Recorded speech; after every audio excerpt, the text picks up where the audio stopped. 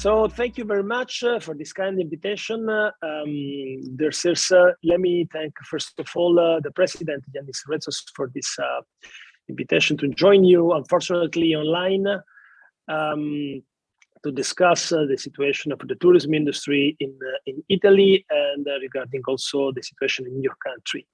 I really hope that the next meeting it will be possible to have it physically. But in the meantime, let me give you some information about the situation of the tourism industry in our country, in Italy. So, as you probably know, this summer was a good season for the Italian tourism, with very good figures and numbers, mostly from national tourism, but also with some interesting figures coming from the European travelers. So we expected in September to having a very good season also for the winter time. And it's also because we opened the long-haul flights with United States, both sides. The beginning, the United States, the American travelers, they could start to travel back to Europe. So we saw Americans coming to Rome and Milan and Venice as before. And then also United States reopened their borders from November. So also Italians, they started to book their holidays in United States. But unfortunately, in the last weeks, with the Omicron variant and the fourth waves that is now hitting Europe, we are experiencing a very long series of cancellations of bookings we had for the winter season in the country, mostly in the mountains, where we expected to have a very good season. We have to remember that last time the Italian winter season did not start because we closed all the mountains slopes and the ski slopes. So this was the reopening of the mountain sector after almost 2 years. But now the situation is apparently going toward a very worrying perspective, because many tourists coming from countries like Austria, France, or Germany that booked in Italy for the winter season holidays, or January or February to ski, they are starting to cancel their reservations, and this is of course something that is worrying us a lot. And also in cities like Venice, or Rome, or Milan, the situation is quite the same. After the summer break in the months of September and October, the number of people coming to our country and visiting cities like Rome and Venice and Florence were rising very interestingly.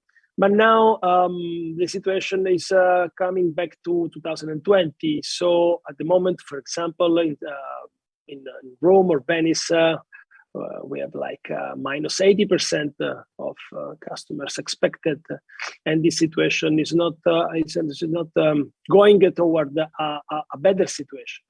So the forecast for this winter, as far as we know, if the figures doesn't change and the situation doesn't change, the forecasts are not good. So we are asking our government to continue to support our enterprises with all the financial and the measures to keep these companies alive and to stay open, at least to resist the next 6 months, and to hope that the next April and March, April and June, when May, when probably and hopefully this virus will be finally defeated, to restart our activities as they were in 2019. So unfortunately, the picture is not pink. It's not good.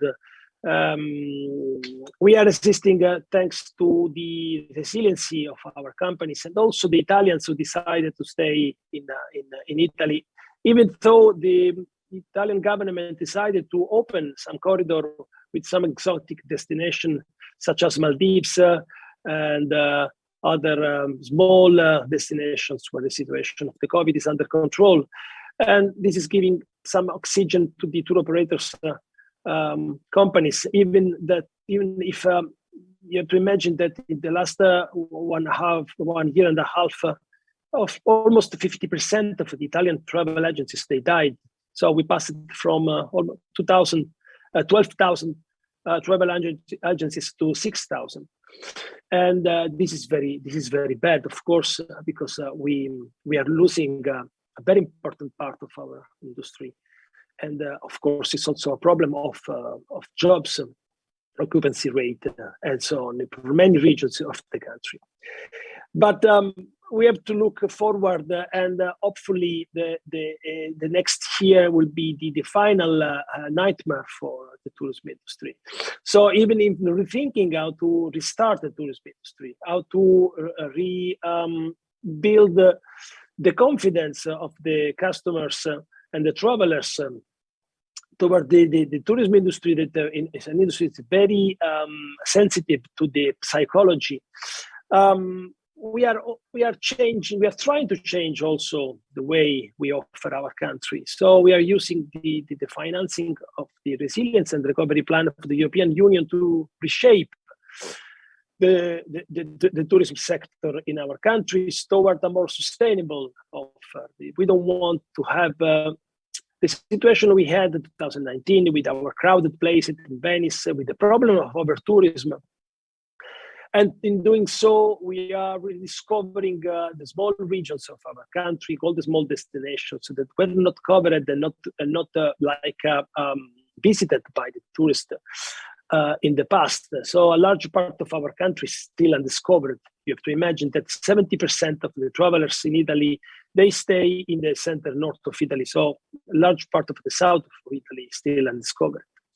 So even the fact that the new tourist is looking for places in the nature where there is no mass tourism, no places that are overcrowded, they can stay in contact with the nature, with the tradition, in the small villages. This is something we are trying to putting at the top of our agenda.